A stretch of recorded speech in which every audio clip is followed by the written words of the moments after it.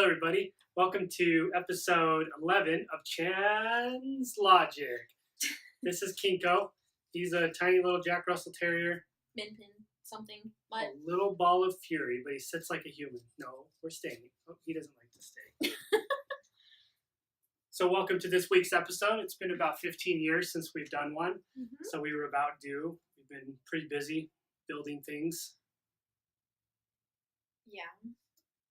And Good job, Steph. I wasn't ready. Way to open with a bang. Here.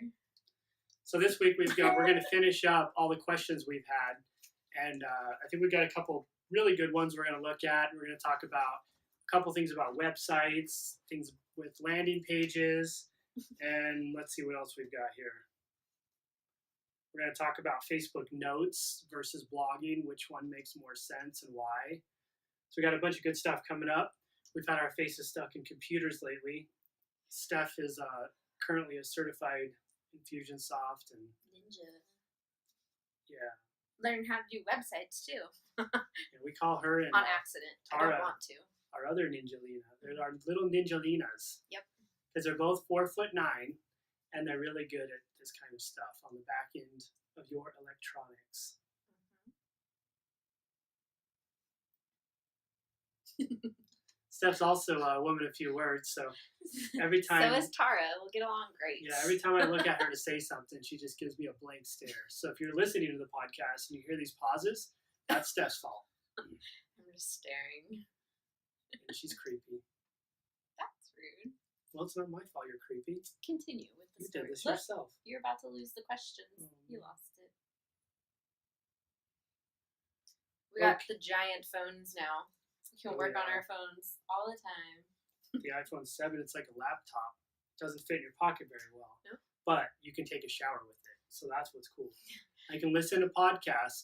Well, I have my phone just on me like this. Like it's Iron water Man. resistant. Yeah, so I can Not take a shower proof. with it.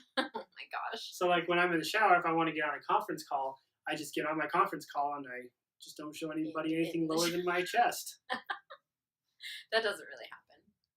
It does happen. No, it doesn't. Every single day. Okay. We have a no pants protocol for conferences, actually. That's only you and Mr. Dave. Well, me and Dave are the dynamic duo, Yes. and most of the conferences are us together. So if we never have pants on No in conferences, Yep. that's a no pants rule. Right. Man law. Let's go. Okay. So the thing we're going to start off with first is guidance, thoughts on organizing a website. What should it include? What shouldn't it include? Suggested flow of content and language. We could go on forever about this. Give Yeah. me the rundown. Funny story. We've designed basically a website system that's kind of optimized for conversions for boutique gym owners. It doesn't have a lot of fluff in it that you don't need, and it drives people to fill out the forms you want them to fill out without giving them cheesy sales tactics and pop-ups and garbage. Yeah. So a couple things to start when you're designing a website. Before you write copy, before you do anything, it's really important to understand that you have to test. If you don't test your website and your design, all you're doing is putting up a thing with words on it, and you have no idea whether or not it's going to work. So what you need to do is organize your site into what we call A and B variations. You want your website to flow. People are used to scrolling down, so scrolling down works really well, and people will even swipe now. So you can put like little boxes with text, and people can click on it to see more. It will swipe to whatever direction they want to go. Tinder style. Super handy. Oh yeah, it's super Yeah. handy on the phones though. Scroll up, scroll sideways. That's it. Scroll up and down. Yeah, and that brings up the next point is your website needs to be looked at from the mobile viewpoint, because 95% of your people looking at your site now are going to be using a mobile device to look at it. Desktop. Desktop is slowly dying, so everything you do should be from a mobile first viewpoint. A couple things we found that were pretty important in designing the site was our menu. Anytime it had over 6 or 7 icons in there or things to choose from, conversions dropped by a huge percentage. So we found if you had 7 or less, it's something that people can consume. There's also some theories and ideas out there that people can't handle any more than 7 things at once, 7 numbers. So it kind of plays into that. So you want to pick what are your 6 or 7 most important things that you want people to see on that website. And then once we figure that out, you've got your sections, but now you can't write any content yet because you don't have any idea who you're writing to or why you're writing to them or who they are. So this is what helps with this is if you're already in your industry is to send out what we call a probable purchaser questionnaire or a questionnaire that basically asks them questions about why they like you, what pains they had before they came and saw you, what did you solve, how do they feel now. We just need to understand what they were experiencing in terms of feelings before they came in. Right, Steph? Right.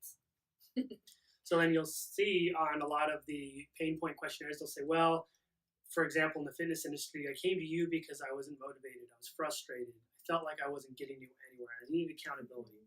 So we're going to take those words and we're going to write our website around those specific pain points and words. Oh, yes. Right, Steph? Yeah, right. Okay. Okay, good job. Keep talking. Okay. So then I'm going to say, I'm going to organize some things that what we found was the most important was how to join page for a fitness industry, Right.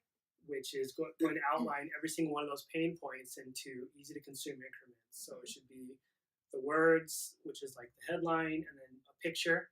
The picture is always, it's going to need to be people smiling, having fun, stuff like that that's relevant to your industry, not crazy people with their shirts off, screaming and yelling, or unless that's your if that's your industry. If you were Mhm. like death metal coffee company, yeah.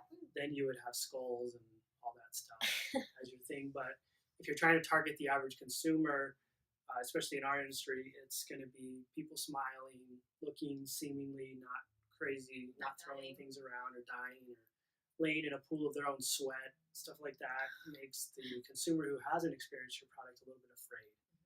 And so they see that and they say, oh, I can never do that. That's crazy. It's not for me. And so we do that, get the picture set up, and then your copy is going to be, we understand that you're not motivated. We understand the frustration that comes with trying to find a fitness program. And that's why we've developed what we have exactly for you. Stuff like that is a good way to write copy around that. You want to write the copy and then you want to put it into kind of a word counter tool and figure out what the reading level is as well. I would try to keep the reading level below. It's really difficult, but you probably want to keep it around, depending on your industry, you want to keep it pretty low, maybe like a middle school reading level. The higher you get, the more likely it is people aren't going to understand what you're saying, and the more likely it is they're going to get bored and just drop off. And not too many words. If it's more than like a short paragraph, you're going to lose people. It's usually 250 words per section. Maybe 500 is going to be pretty solid. Just because when you think about it, you actually have about 8 seconds to capture their attention right off the bat, and then they'll stick with your site. What we found for about 2 to 5 minutes before they'll leave, if you have captivating content. So thinking about the organization of the site, it's going to be your homepage. You have the area of what we call above the fold, where it's like your main thing they see when they go right on to your website. First thing they see. So what we like to see on these kinds of things is either your logo or some sort of video that's short and talks about your product, and then a call to action that says free one-on-one introductory training session, free consultation, whatever it is you offer, that's going to take them to that sales page. And what I like to see on it is what we call a secondary call to action as well. So the secondary is going to be some sort of thing that you can give them if they're not ready to commit. Some freebie that'll get them into your funnel that you can nurture along the way and hopefully at some point convert them from prospect to a member. Because when you think about it, when someone visits your website, they're going to come back several times before they actually purchase your product. The old days where you could throw out a lead page and get 35 people to buy right off the bat don't necessarily work anymore. That's why a content strategy is so important. So yeah, that free offer is going to be something like a free guide. We have like a prescription for a great life, which tells people how to live a great life. You could have like a healthy eating guide. You can really target these guides on the pain points and the things that people are coming to your site actually need. So they click that. It's basically a way of capturing their email information. So that way, if you have a system set up, you can kind of send them a series of emails, maybe a newsletter, just giving them more information, talking about your services and what you offer. We'll pause when this happens.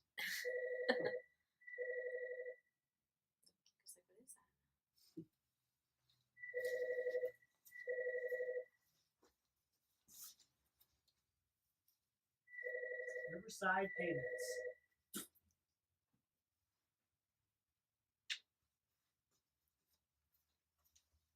Okay, where did I leave off? I don't know. Oh, okay. So then the second piece, after we get below the fold, so above the fold, the number one thing you have to think about is what's the most important thing that I want people to do on my website? Sign up. So you want them to sign up or maybe capture their information or both. So we need our primary and our secondary call to actions to reflect that. So that's all that goes above the fold. You have 8 seconds to gather kind of the attention of the people on that. So once we go below the fold, what we like to set up are 3 little boxes, usually 3, any more than 3 and you're going to lose everybody. We actually set ours up on a little box that you can swipe with your finger, Tinder style. Everybody seems to know how to operate that even without being told.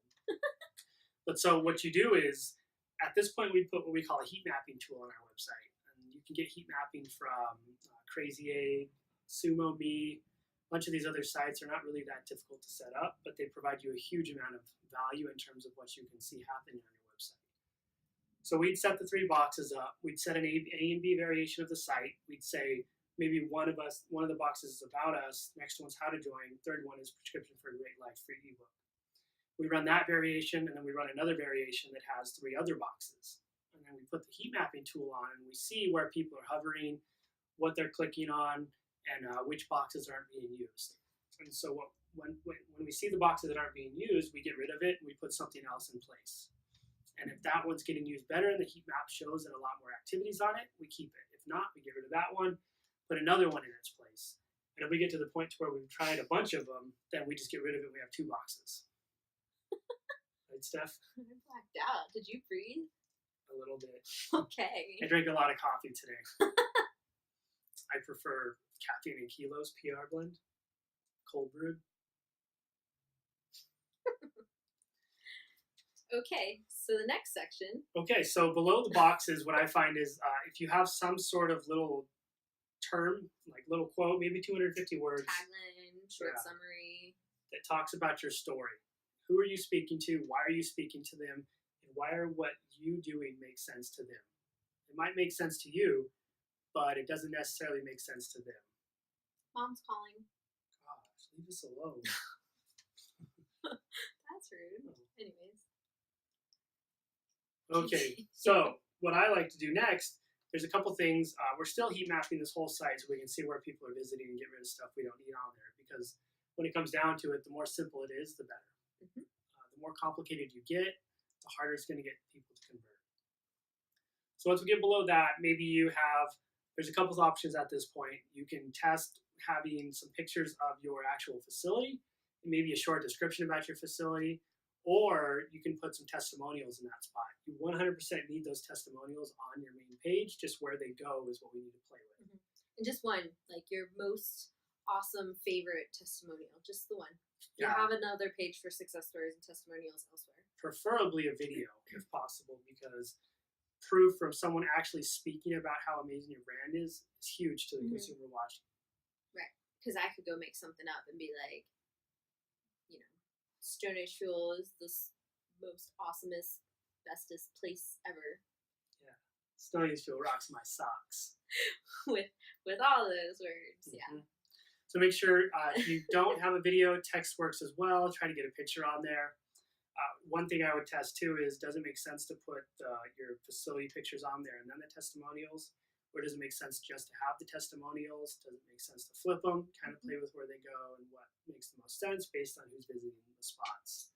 Our section has a map with a pin drop and not like movable. So our location mapped out with the success story like next to it. They have their own blocks.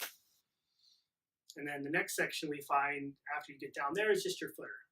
So your footer is going to be any kind of relevant information that maybe someone who's visiting your site needs to find real quick. Mm-hmm. So in our footer, we have a contact us form. That's specifically there for all those dirty cold callers and spammers. So that way when they want to sell us stuff, they can fill out that form and we can promptly ignore it. Yes. The other things we have on there, we have a referral form on there because if people want to refer to your business, it's really important that they have an easy way to do it. Mm-hmm. And you have the ability to send them there fairly easily if you need to. We also have a call button. Your call button needs to be clickable. I mean, whether it's the number or just a picture of a phone, they have to be able to click on it because they're going to be on their phone, and they're going to have to click on it, and then they can call you right there. They have to like highlight it and copy it and do other things. They're not going to do it. And so the rest of the other things we have in the footer that make sense, maybe some of your associations. I try to limit the ability to click to other sites on my homepage as much as possible, other than my social sites. Yes, all your social sites should have their little icons. Connect with us. Yeah, and we also have Sumo Me, basically a little app installed on there that shows our little social icons and follows you as you scroll up and down the page. On mobile, it stays on the bottom, and people can click on Facebook, for example, and share the page fairly easily. So that helps quite a bit. The other things that we have, that's kind of talks about our main page, gives you all the necessary information. Wait, you forgot one thing. What? One last call to action on in between your kind of testimonial area and your footer area, because a lot of times people, if they're just looking for ways to contact you too, they might just scroll to the very bottom, because usually that's where all that stuff is, at the footer. So if you have a some kind of call to action like join now, says interested in our company or whatever, that'll be right above that footer, so people will see that too. Yeah, that's a good point. So if you go to stonyfield.com, you'll see the call to actions above the fold, and then if you scroll to the bottom, it says free one-on-one intro session, join now or something. And there's a button again. So you have a button at the top, a button at the bottom. That way people don't get to the bottom and just leave because they forget. Yeah. People forget fairly easily. So then on the rest of our site is consisting of kind of the necessary information we find that people most want to see. Necessary. Yeah, we don't put in fluff. Yeah, so like when you click on people's menus and like 50 drop down options pop down below, like none of ours have pop down or like the drop down menu where you can select 50 million. Unless you're Amazon.com, you don't need 500 things to choose from. Right. For the typical boutique gym owner or boutique business, it's just going to be your 6 or 7 little options that they see on the menu. Cool thing too is you don't necessarily have to make drop down menus. Like so like you would think in somebody's like about us section, they're gonna put like their coaches, like for a boutique gym, they're gonna put coaches, like something about the gym, a story about the gym, maybe like about the facility and photos. So how we made it so that we don't have to have all those drop downs is actually like the summary of like who we are, who the company is, in a story, and then the whole swipey left and right Tinder kind of thing. We made the coaches little slides for each coach, and then same with the facility. The facility. It's almost like a pick your slideshow. It's like meet your coaches and our facility, but it's all, you don't have to click away. You don't have to go to a different page. There's not a drop down menu. You click on the about. It has all those options right there, where you can just kind of go back and forth. So you still get the summaries for both, and then you get your slideshow kind of thing for both. Yeah, so that's the idea of condensing everything into the most needed spot. So instead of 18 different sections, because you find that the more people have to click, the more likely it is they're going to drop off your site. So if we can condense it all to where it absolutely needs to be or can go, we win. Right. And that's a nice thing, like with this new, especially with having touch, phones, everybody swipes, like whether it's scrolling or swiping back and forth. I mean, that's how you go back and forth on, web pages and stuff now. So that's simple for people. So even on like, what other things like our community page. Yes, there's multiple options on the page once you get there, but it's all in the swipeable boxes. So we have our community, which has like our blog, but then it also has like Instagram already installed, to populate onto your website too, and then videos, but that's all just with the swiping capability. Yeah, so that's a good point too. Our community page we'll talk about next. That's basically all the collections of all of our social media and all of our blogs and stuff in one spot. So that way we can integrate with where people want to be on social on our websites. So our community page has all of our blogs separated into nutrition sections, the gym section, and a specialty program section. And then it has an Instagram section. It actually just says photos, and it auto-populates from Instagram onto our page every time we load one up. So don't forget to post your Instagram photos. Yeah. So the cool thing about that is, it keeps you posted on your Instagram, but then it automatically pops up on your website so people can see your whole gallery. And then our video section is all of our YouTube playlists. So we took the time to make all kinds of YouTube playlists, from movement mobility to technique to fun stuff, and it all auto-populates on our YouTube playlist on our website, so we have all of our videos covered as well. So someone can sit in our community section for hours and watch stuff and play around. Yeah, without ever leaving your page. Stay in the site. So that's what's cool about the community. One thing we don't do on the community, so in the beginnings of the functional fitness world, or the CrossFit world, or whatever world you're in, Dungeons and Dragons, it was all about posting the workout of the day. And so when we originally started, that's what CrossFit did, and everybody followed it. Everybody started posting their workouts. But nowadays, because CrossFit and functional fitness is so mainstream, it's really about just wowing the consumer and not scaring them away. And so what we found in getting people fit for life in our industry is that we need to not scare them away with a snatch or something on the workout of the day. And by looking at the workout, if they don't know what it is, people inherently kind of fear it. Right. And so what we found was getting rid of the workout was really big for getting new prospects to come in to our gym and actually give us a chance. Right. Because especially if you look on there too and you're like brand new to it, and whether you call it CrossFit or whether you call it functional fitness, you get on there and you're like, what's a G2O? What's a T2B, or what's a all these, they're not words, so somebody looking at it, they're like, oh God, I don't know what that is. And you don't want to get on there and be like, what's an SDHP LMNOPQRS P? Right, exactly. Totally. Because then it's scary. Yeah. We don't want it to I even sometimes have people like that have been members for a long time who still don't even know what some of the letters and just the abbreviations for things mean, and they're like, oh my God, I thought it was so much worse than that. And I'm like, no, it wasn't, okay. And they've been here with us for years. And sometimes it even scares them because they're like, I don't know what that is. Oh, wait, no. Okay, I know what that is. Yeah. So it can be scary. And for our current members who do want to see the workout, they get emailed the workout every single night at midnight or something like that. They have an app. We use a company called Train Heroic, which is pretty amazing. Yep. We put the workouts in. The members have the app where they know where they can log in and see it. They get it emailed every night, and it takes care of them. Yeah. When they want to comment and talk and go back and forth, we have a Facebook private-only members group for that. And because people don't comment on websites anymore. Right. Yeah. The other nice thing about the workout tracker that we use is like it has a leaderboard. It has like a feed where everybody can comment if they want to. And then, like you said, they get the email at night. It posts, every night. You can set it to whatever time you want to post it. But it's all interactive for the members, too. I mean, it gives them stats. It gives them, all the rankings, all that stuff. And then, we have a closed member group where they can just BS back and forth with each other. Yeah, which is exciting. Yeah. Make sure this is still playing. Yep, 25 minutes. This is just going to be about websites. You just droned out. The website. So. Is it good? Mm-hmm. Okay, so Steph tells me we've been talking too much.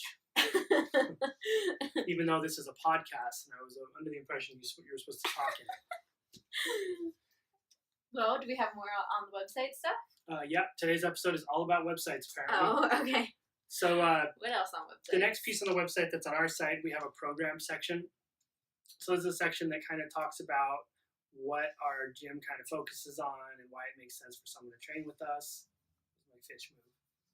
If you're watching the video, it'll be more entertaining. The program section has each one of our programs kind of mapped out based off what we do. So we have our Fitness for Life programs. We have our youth weightlifting sports performance. All that stuff is on there. It's Tinder style where you swipe back and forth. Click on it. You can read more about the program itself. And so that one's pretty straightforward, but it takes all of that and puts it into one section.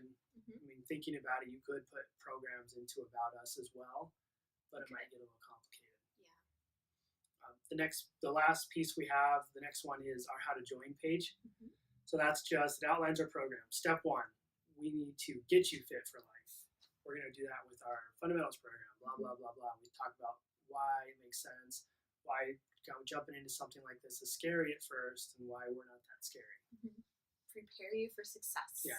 Step 2, we're going to keep you fit for life, or meet your coach for life and stuff like that. So we're going to just kind of prep them for the person who's going to be there to hold them accountable, or the person who's going to be there to say, hey, I'm here for you. I'm going to text you if you don't show up, and call you, and all that. And then step 3, we're going to stay fit for life. And so you're going to join our more group classes, but you're still going to meet your coach for life for personalized coaching.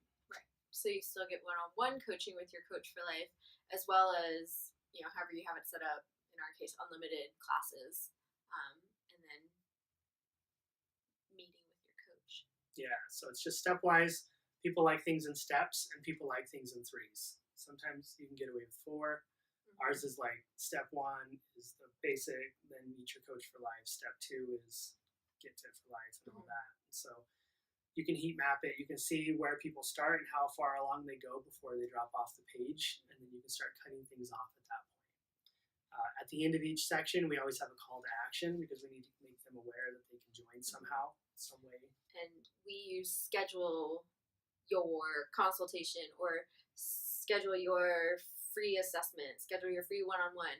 Usually if you put like sign up now, join now, that's like, oh, I'm not quite ready to make that commitment. Yeah. So, schedule your assessment or free consultation. Usually if you include free, people are like, oh, well, I'll give it a try.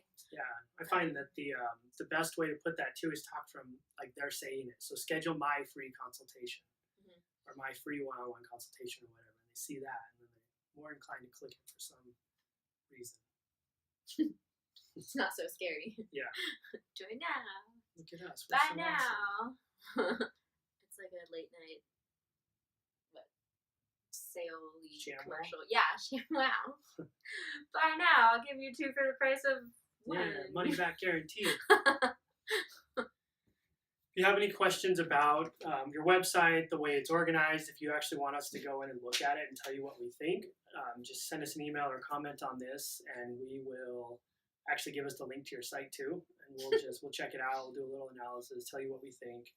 Remember, the most important thing on these though is testing, and so we can tell you what we've seen and what we think makes sense, but you never really truly understand until you've tested it with A and B testing and some heat mapping, and some other useful tools. Yes. I guess the last thing we should probably talk about, everyone wants to know how SEO works. That's all you. So your blog, the best way to produce good SEO content is to take your keywords and identify what your consumers want to know. Like, why aren't they motivated? Is eating breakfast important? Anything like that makes sense that they're asking you, you should write a blog on it. Keep it about 1,000 words or more. If you put it at the 1,000 word range, it's going to give you the biggest bang for your buck in terms of SEO. Another thing, if you have a local business, your pages should have your business name, and it should have your city name, and that's pretty good to target what you're doing. Everything else on there is based off a good content strategy. The more you produce, the higher up you're going to go in the rankings. And I think that covers up our websites. Yeah. So since all of this was websites today, next time we'll go into other pieces of our platform, I guess. Well, and we'll go back to answering these questions that we didn't get to today. Yeah, like landing pages and stuff. Yeah. Maybe Infusionsoft, the scary world of Confusionsoft. Confusionsoft, as one of our members has dubbed it. Well, thanks for watching. We had a lot of fun making this one. Yep. I'll be sure to drink more coffee next time. If you've got questions, let us know. Bye. Bye.